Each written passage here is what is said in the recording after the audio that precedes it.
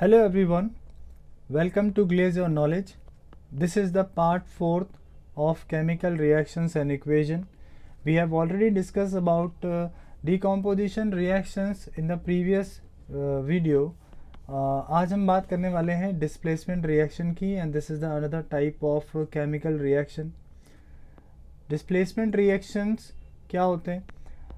ये वो रिएक्शंस होते हैं जिसमें कि एक मोर रिएक्टिव एलिमेंट होगा, एक मोर रिएक्टिव एलिमेंट क्या करेगा, एक लेस रिएक्टिव एलिमेंट को उसके कंपाउंड से डिस्प्लेस कर देगा, मीन्स कि उसकी प्लेस वो ले लेगा.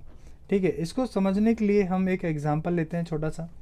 Suppose we have copper sulphate solution. So what we have copper sulfate solution. Okay, so the formula is CuSO4. then अगर हम इसमें ऐड कर देते हैं जिंक को, zinc, so the reaction will goes to, क्या होगा रिएक्शन, ये होगा ZnSO4 प्लस Cu. ये बनेगा हमारा रिएक्शन. इसमें आपको एक ख़ास बात ध्यान रखनी है कि यहाँ पर एक कंपाउंड हमको पहले से दिया हुआ था CuSO4. इसमें क्या ऐड हुआ है, इसमें ऐड हुआ है Zn. Zn क्या है, जिंक है. तो अब आपको यहाँ पे कंपेयर करना होगा कि कॉपर और जिंक में से हाईली रिएक्टिव मेटल कौन सा है. सो हम जानते हैं कि कॉपर से हाईली रिएक्टिव जो है वो जिंक है. तो जिंक क्या करेगा, इस कंपाउंड में जो कॉपर है इस कॉपर को रिप्लेस कर देगा. तो मतलब क्या होगा कि जिंक जो है वो कॉपर की जगह पे आ जाएगा और कॉपर जो है वो अकेला हो जाएगा. तो यहाँ पे आप रिएक्शन के बाद जो चीज़ हो रही है इस पे यदि आप ध्यान दें तो आपको क्लियरली समझ में आ जाएगा. इसके जो प्रोडक्ट बन रहे हैं उस पर अगर आप ध्यान देंगे तो आपको क्लियरली समझ में आएगा कि यहाँ पर आप देख सकते हैं यहाँ पे Zn आ गया है. पहले SO4 के साथ में क्या था, Cu था, कॉपर था. अब क्या आ गया, यहाँ पे Zn आ गया है. इसके बाद यहाँ पे आप देखिए कि कॉपर यहाँ पे अकेला हो गया. इसका मतलब क्या हो गया कि जो जिंक है इसने क्या किया है, कॉपर को डिस्प्लेस कर दिया है इसी के कंपाउंड में से. ये हो गया. तो इस तरह के जो रिएक्शंस होते हैं इन्हीं को डिस्प्लेसमेंट रिएक्शन कहते हैं. इसको करने के लिए आपको पता होना चाहिए कि मेटल की रिएक्टिविटी सीरीज़ क्या होती है. चलिए अगर हम एक और इसमें कुछ चेंज करें, मान लीजिए मैंने जिंक हटा दिया, राइट. अगर मान लीजिए कि यहाँ पे हमने जिंक को हटा दिया है, कोई दूसरा मेटल हमने अगर मान लीजिए ऐड किया, सपोज मान लेते हैं कि मेरे पास में मैग्नीशियम है. तो अभी क्या होगा, आपको फिर से कंपेयर करना होगा कि मैग्नीशियम और कॉपर में से हाईली रिएक्टिव क्या है. तो हम जानते हैं फिर से कि अगेन सी सर, यहाँ पर मैग्नीशियम जो है वो हाईली रिएक्टिव है कॉपर के कंपैरिजन में. तो यहाँ पर जो इक्वेशन फॉर्म होगी, जो रिएक्शन फॉर्म होगा वो क्या होगा, MgSO4 प्लस Cu फॉर्म हो जाएगा. तो अगेन यहाँ पे क्या हो गया कि Mg ने क्या किया है, मैग्नीशियम ने क्या किया है, कॉपर को डिस्प्लेस कर दिया है. इस तरह से यहाँ पे ये रिएक्शन कंप्लीट हो रहा है. आपको समझ में आ गया होगा, आई होप. तो इस तरह के रिएक्शंस यहाँ पे होते हैं. तो ऐसा भी होगा कि कुछ जो एलिमेंट्स होंगे जो डिस्प्लेस होंगे भी और कुछ जो होंगे वो नहीं भी होंगे. तो जो नहीं होंगे, डिस्प्लेसमेंट जिसमें नहीं होगा, तो वो क्या होंगे, तो आपको कंपेयर करना होगा किस चीज़ पे, उनकी रिएक्टिविटी सीरीज़ पे आपको ध्यान देना होगा. अगर हम मान लेते हैं कि हमने इसी में अगर कोई ऐसा एलिमेंट हमने ले लिया जो रिएक्टिव नहीं है, तो क्या ये रिएक्शन पॉसिबल है, क्या ये रिएक्शन हो पाएगा, नहीं, ये रिएक्शन नहीं होगा. सपोज़ अगर मान लीजिए कि इसी एग्जाम्पल में मैंने अगर ले लिया CuSO4 लिया है और इसमें मैंने ऐड कर दिया है Ag. तो अब आप बताइए कि क्या यहाँ रिएक्शन होगा या नहीं होगा, बताइए. तो हम जानते हैं सर कि Ag जो है वो हाईली रिएक्टिव नहीं है comparatively to what, comparative to Cu. तो यहाँ पे रिएक्शन यहाँ पे पॉसिबल नहीं है, यहाँ पे कोई भी रिएक्शन नहीं हो पाएगा, है ना. हम जानते हैं ये चीज़. तो आपको ये समझना होगा कि जब भी यहाँ पे डिस्प्लेसमेंट रिएक्शन होगा तो जो भी मेटल्स यहाँ पे लिए जा रहे हैं उसमें प्रॉपर्टीज़ में कंपैरिजन होगा.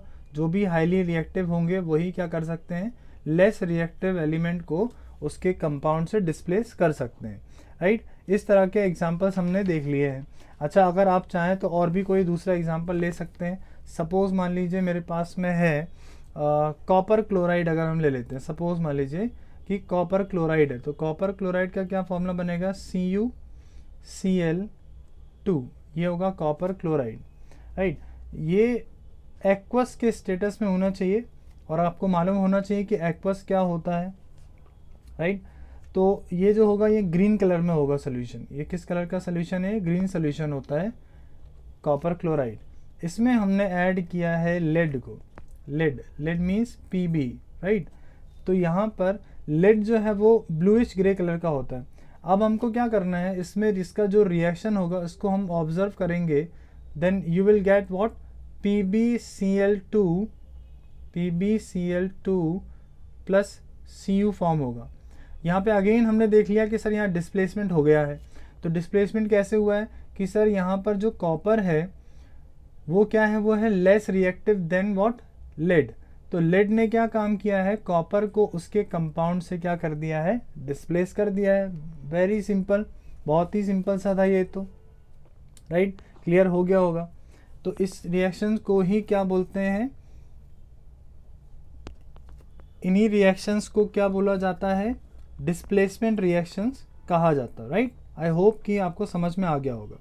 Okay, now move on to the next type of reaction, that is double displacement reaction. ये है हमारा double displacement reaction. So students, जैसा कि हमने अभी पढ़ा, राइट, डिस्प्लेसमेंट, तो डिस्प्लेसमेंट में हमने अभी देखा कि हाईली रिएक्टिव एलिमेंट क्या करेगा, लेस रिएक्टिव एलिमेंट को उसके कंपाउंड से क्या करेगा, डिस्प्लेस कर देगा।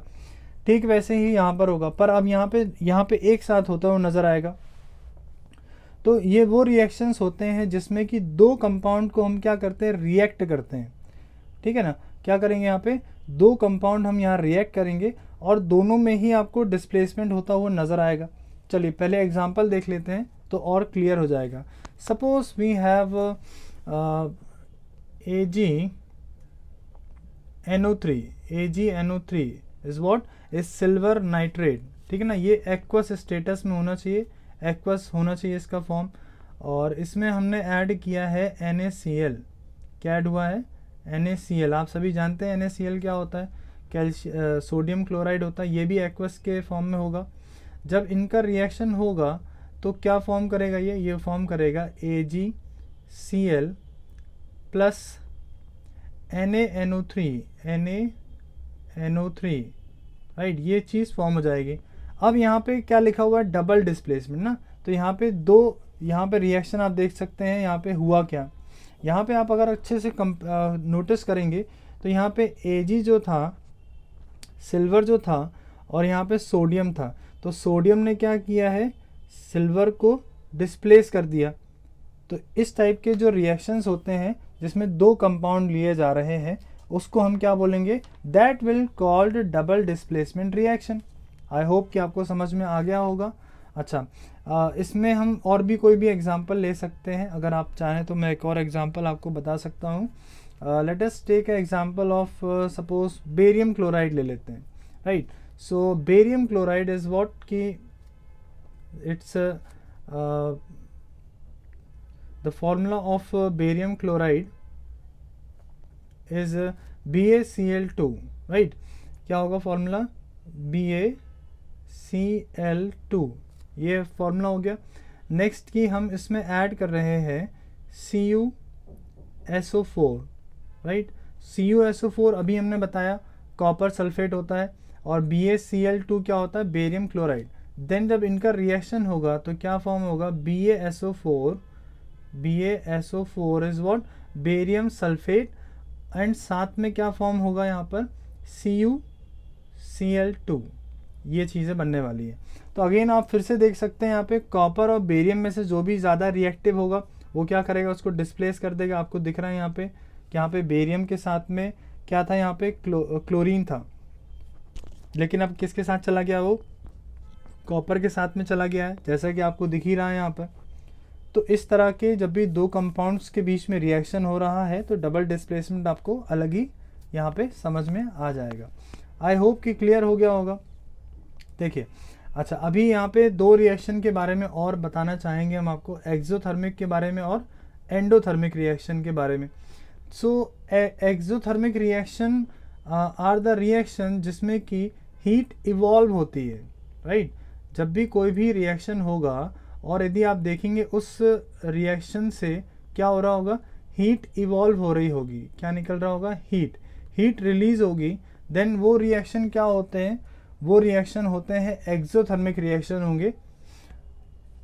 एंड एंडोथर्मिक रिएक्शन वो रिएक्शंस होते हैं जिसमें हीट एब्जॉर्ब हो जाती है, क्या हो जाती है, एब्जॉर्ब होती है, उसको हम क्या बोलेंगे, एंडोथर्मिक रिएक्शन कहेंगे, ठीक है ना। अब जैसे एक्सोथर्मिक रिएक्शन में आप क्या कर सकते हैं, सपोज मान लीजिए कैल्शियम ऑक्साइड हमने लिया, कैल्शियम ऑक्साइड आप ले लीजिए, ठीक है ना, राइट। तो एक कंटेनर है जिसमें हमने क्या ले लिया है, कैल्शियम ऑक्साइड हमने डाल दिया जो कि सॉलिड स्टेट में होगा, ठीक है।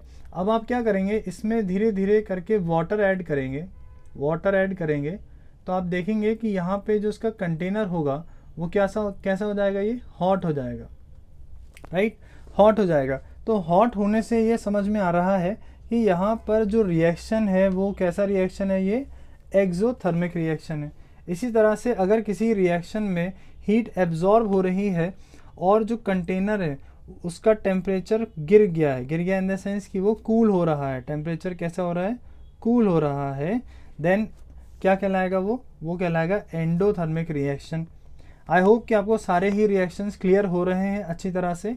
सो ओके, चलिए अब हम नेक्स्ट रिएक्शन के बारे में जानेंगे, that is oxidation and reduction reaction.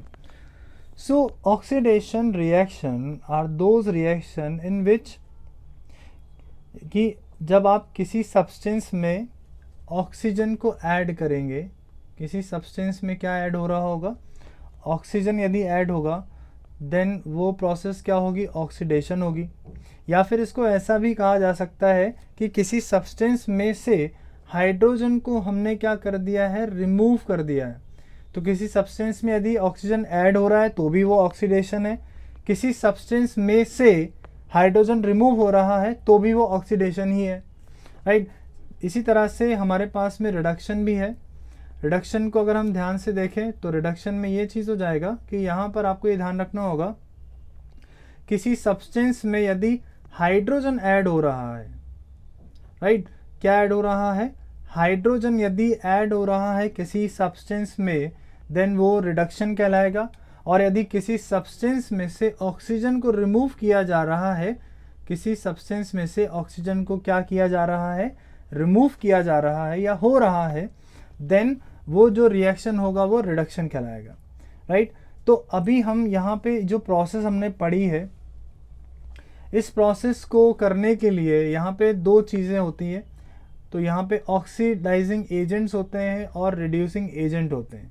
तो इस रिएक्शन को करने के लिए हमारे पास दो और नए टर्म्स आ गए हैं जिसको अपन को समझना होगा, right. So the oxidising agent क्या होते हैं, so the substance which gives oxygen for oxidation, वो सब्सटेंस जो क्या करते हैं, ऑक्सीजन को ऐड करते हैं ऑक्सीडेशन के लिए, उन सब्सटेंसेस को ऑक्सीडाइजिंग एजेंट्स कहेंगे, oxidising agent, right. I hope कि आपको समझ में आ रहा होगा, ऑक्सीडाइजिंग एजेंट कहेंगे। सो इसको एक और तरीके से किया जा सकता है कि the substance which remove hydrogen, ऐसा सब्सटेंस जो क्या करे, किसी कंपाउंड में से हाइड्रोजन को रिमूव कर दे, उस सब्सटेंस को ऑक्सीडाइजिंग एजेंट कहेंगे, ठीक है। तो बात बराबर है, राइट। इसी तरह से हमारे पास जो नेक्स्ट थिंग है वो क्या है, रिडक्शन में। तो रिडक्शन के लिए क्या यूज़ होंगे, रिड्यूसिंग एजेंट यूज़ करेंगे हम, राइट। तो रिड्यूसिंग एजेंट के लिए क्या कहा जा सकता है, the substance which give hydrogen for reduction. मतलब क्या होगा, ऐसा कोई सब्सटेंस है जो कि क्या कर रहा है, हाइड्रोजन ऐड हो रही है यहाँ पे, ठीक है ना, हाइड्रोजन ऐड हो रही है किसी कंपाउंड में, तो क्या होगा, तो भी ये रिडक्शन कहलाएगा। तो ये जो सब्सटेंस ऐड हुआ है जिसकी वजह से हाइड्रोजन ऐड हो रही है, उस सब्सटेंस को रिड्यूसिंग एजेंट कहेंगे, उस सब्सटेंस को रिड्यूसिंग एजेंट कहा जाएगा। इसी तरह से कोई किसी सब्सटेंस की वजह से अगर ऑक्सीजन रिमूव हो रहा है किसी कंपाउंड में से, देन वो सब्सटेंस अगेन हम रिड्यूसिंग एजेंट कहेंगे। आई होप कि ये सारे जो चीज़ें हैं वो आपको अच्छी तरह से क्लियर हो चुके हैं, राइट? क्लियर हो गया होगा, सभी चीज़ें आपको समझ में आ गई होंगी। अगर इसका एक आध हम एग्जाम्पल यदि हम देखें तो इसके एग्जाम्पल में हम देख सकते हैं, सपोज मान लीजिए कि मेरे पास में इस रिएक्शन को करने के लिए सपोज मान लीजिए कि हाँ yes we have copper oxide, बहुत ही सिंपल है, कॉमन एग्जांपल है ये, कॉपर ऑक्साइड हमारे पास में, राइट? सो अगर हम इस कॉपर ऑक्साइड में हाइड्रोजन को ऐड करें, राइट, सो इसको हमें क्या करना होगा, पहले तो हीट करना होगा, तब जाके ये रिएक्शन पॉसिबल है। फिर क्या होगा आप देखेंगे यहाँ पर कॉपर बनेगा, देन अगेन H2O फॉर्म होगा यहाँ पर, ठीक है। अब आप देखें यहाँ पर कि यहाँ पर हो क्या रहा है। अगर आप कॉपर ऑक्साइड पे ध्यान दें तो कॉपर ऑक्साइड प्रोडक्ट साइड में आने के बाद क्या हुआ, यहाँ से ऑक्सीजन जो है वो हट गया, तो ये क्या हो गया, ये हो गया रिडक्शन हो गया ये। और अगर हम हाइड्रोजन पे ध्यान दें तो हाइड्रोजन प्रोडक्ट साइड में अगर आप नोटिस करें तो हाइड्रोजन में ऑक्सीजन ऐड हो गया, तो ये क्या हो गया, एडिशन हो गया, राइट? सो जिस रिएक्शन में ये दोनों काम एक साथ हो रहे होंगे उसको हम क्या बोलते हैं, रेडॉक्स रिएक्शन। सिंपल लैंग्वेज में आप क्या बोल सकते हैं, रेडॉक्स रिएक्शन। रिडॉक्स रिएक्शन का नाम इसको हम देंगे, सिंपल है। सो आई होप कि ये बहुत ही ईजी है, आपको समझ में आ गया होगा, बहुत ज़्यादा कुछ इसमें है नहीं, राइट? कोई दिक्कत तो नहीं है इसमें। आप अगर कोई प्रॉब्लम यदि हो तो आप लोग मुझे कमेंट बॉक्स में पूछ सकते हैं अपने जो भी डाउट्स हैं आप सभी को, राइट? चलिए अब हम इस चैप्टर के लास्ट टॉपिक की तरफ मूव करेंगे, जो कि बहुत ही इंटरेस्टिंग है, जो कि बहुत ही अच्छा टॉपिक है, जो हमारे डेली लाइफ से कनेक्टेड है, राइट? सो देखिए अभी जो हमने रिएक्शन पढ़े हैं, इन्हीं रिएक्शंस का ही यहाँ पे इम्पैक्ट बताया गया है हमको, right? So effects of oxidation reaction. Oxidation reaction के क्या क्या इफ़ेक्ट होते हैं, तो खासकर जो इफ़ेक्ट होता है वो होता है मेटल्स पे, इम्पैक्ट बहुत ज़्यादा आपको देखने को मिलेगा मेटल्स पे, और हमारे जो फूड होते हैं इस पे आपको ज़्यादा इम्पैक्ट देखने को मिलता है, ठीक है ना? तो सबसे पहले हम बात करने वाले हैं करोजन की। सबसे पहले हम बात करेंगे किसकी, करोजन क्या होता है, right? So what is corrosion? तो corrosion is the process in which metals are eaten up gradually, है ना, right? Metals are eaten up gradually by the action of air, moisture, chemical on their surface, जिसकी वजह से ये जो metal होगा वो वीक हो जाएगा। जैसे आप लोगों ने देखा होगा कि जब बहुत टाइम हो जाता है तो जो ब्रिजेस होते हैं उनको रिपेयर करने की ज़रूरत होती है। वो इसलिए होता है क्योंकि जो ब्रिजेस है वो ओपन एरियाज़ में है, या कोई टावर है जो ओपन एरियाज़ में होते हैं, उसको रिपेयर का रिक्वायरमेंट क्यों होता है, क्योंकि वो ओपन एरिया में, खुले एनवायरनमेंट में है, तो उस ऑब्जेक्ट के ऊपर बहुत सारी चीज़ें आ रही, जैसे एयर के कांटेक्ट में रहेगा वो पूरे टाइम। अगर बारिश हो रही है, रेन हो रहा है, तो भी वो बारिश तो आएगी, तो मॉइस्चर उसमें अटैक होगा, तो इस वजह से क्या होता है, इसमें रस्टिंग हो जाती है। आयरन के जो ऑब्जेक्ट होते हैं या मेटल के जो ऑब्जेक्ट होते हैं उनमें क्या हो जाती है, जनरली रस्टिंग आ जाती है। तो रस्टिंग क्या काम करता है, किसी भी मेटल को वीक कर देता है। वीक करने से क्या होगा, वो डैमेज हो सकता है, राइट? डैमेज हो सकता है। अगर हम बात करते हैं आयरन की, तो आयरन के रस्टिंग हम देख सकते हैं। सो चलिए हम लोग स्टार्ट करते हैं, एक रिएक्शन को समझते हैं करोजन के ऊपर जो है, बेस्ड ऑन करोजन। तो रस्टिंग ऑफ आयरन इसका बेस्ट एग्जांपल है, बहुत ही कॉमन सा एग्जांपल है ये। So we have iron, right, Fe। Fe में क्या ऐड हो रहा है, oxygen and moisture H2O, right? So यहाँ पर आएगा XH2O, वो भी हम बताएंगे कि X क्यों लिखा है। फिर यहाँ पर जो फॉर्मूला फॉर्म होगा, यहाँ पे जो प्रोडक्ट फॉर्म होगा वो होगा Fe2O3 डॉट XH2O। इस रिएक्शन को थोड़ा सा ध्यान से समझेंगे। यहाँ पर आयरन है, ये ऑक्सीजन है, ये है मॉइस्चर मतलब वाटर है, राइट।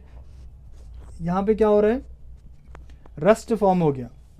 प्रोडक्ट साइड पे आप देखेंगे क्या फॉर्म हो रहा है, रस्ट फॉर्म हो रहा है, जिसको हाइड्रेटेड आयरन ऑक्साइड कहते हैं। अब यहाँ पे क्वेश्चन ये है कि सर एक्स का क्या रीज़न है, एक्स का क्या मतलब है, तो कितने वाटर मॉलिक्यूल ऐड हो रहे हैं ये नहीं बताया, इसलिए वहाँ पे क्या रखा गया है, एक्स को रखा गया है।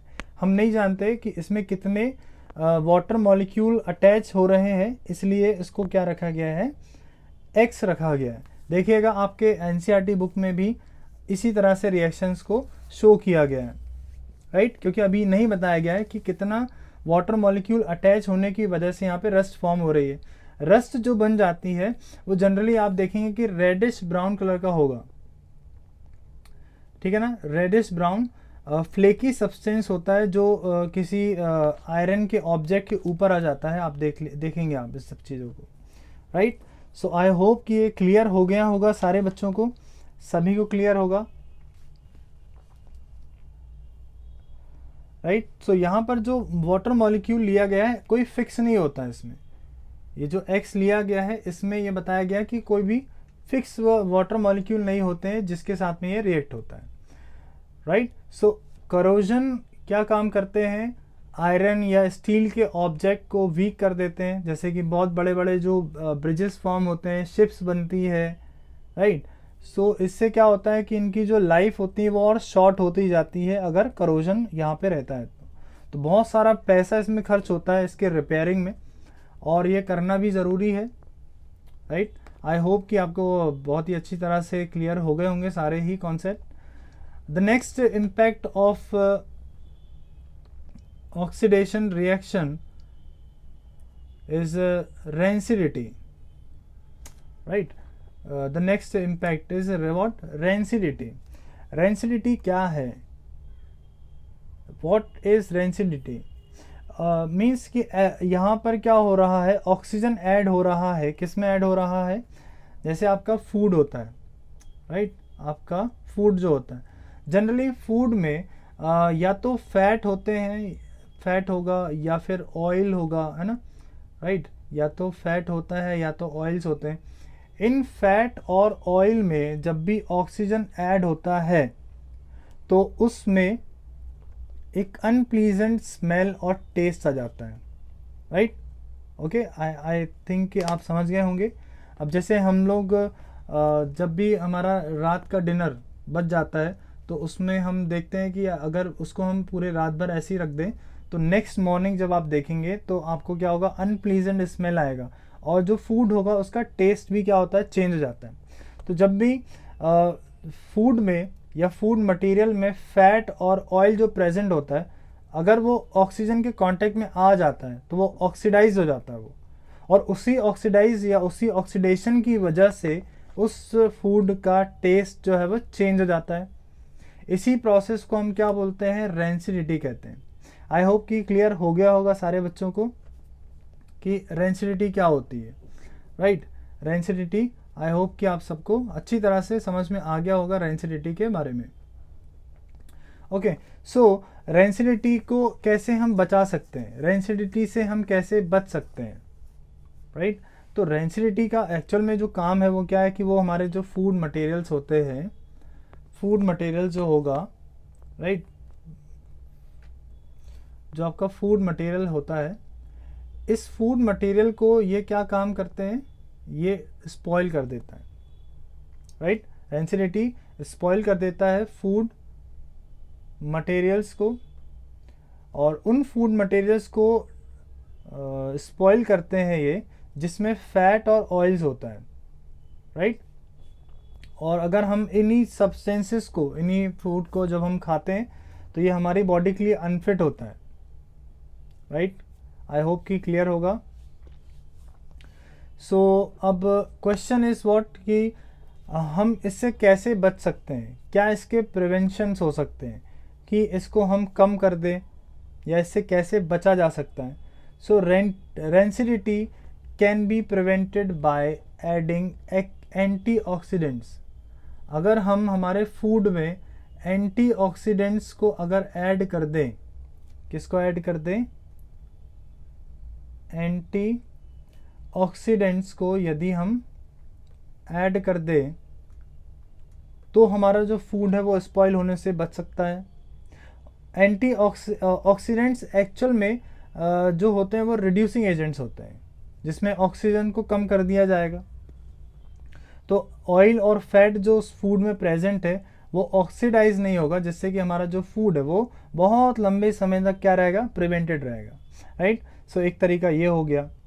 अच्छा, आप लोगों ने देखा होगा कि जो पैकेट्स होते हैं, किसी वेफर्स के पैकेट होते हैं, उसमें क्या होता है कि पैक्ड फूड में नाइट्रोजन गैस डाल दी जाती है। उसमें गैस होती है, जो भी आप रैपर्स खाते हैं किसी भी चिप्स का, तो आप देखना जो पैकेट होता है वो कैसा होता है, पूरा एकदम हवा से भरा होता है। तो उसमें जो एयर डाली जाती है वो होती है nitrogen gas. So nitrogen gas भी क्या काम कर रही है, एक रिड्यूशन एजेंट का काम कर रही है, ठीक है, रिड्यूसिंग एजेंट का काम कर रही है, जिससे कि क्या होगा कि उसमें ऑक्सीजन को ऐड होने नहीं देगा, राइट, जिससे कि हमारा जो प्रोडक्ट है वो काफ़ी लंबे समय तक के अच्छा रह सकता है।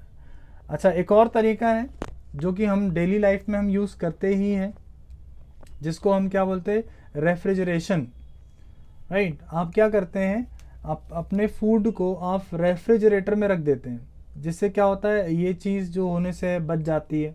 आपको मालूम है, क्योंकि रेफ्रिजरेटर के अंदर का जो टेम्परेचर होता है वो जनरली कैसा होता है, वो जनरली लो रहता है, राइट। टेम्परेचर क्या होता है, जनरली लो रहता है। तो जब भी फूड को रेफ्रिजरेटर में रखा जाएगा तो उस फूड में जो फैट और ऑयल है और उसमें जो ऑक्सीडेशन की जो प्रोसेस है वो स्लो हो जाएगी।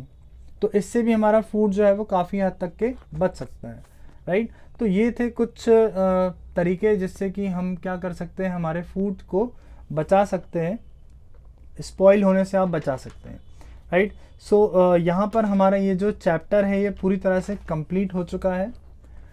अगर आप लोगों को कोई भी डाउट्स यदि हो तो आप मुझे कमेंट सेक्शन में पूछ सकते हैं।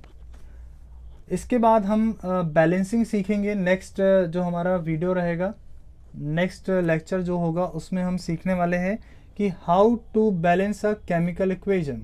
केमिकल इक्वेशन को बैलेंस कैसे कर सकते हैं और उसका क्या रीज़न है कि हमें एक केमिकल इक्वेशन को क्यों बैलेंस करना है, ये रीज़न भी हम नेक्स्ट वीडियो में पढ़ेंगे। सो अभी के लिए इतना ही है, इस लेक्चर में इतना ही है। अगर आपको वीडियो समझ में आया और अच्छा लगा तो इस वीडियो को लाइक, शेयर और चैनल को सब्सक्राइब ज़रूर करिएगा। So thank you so much.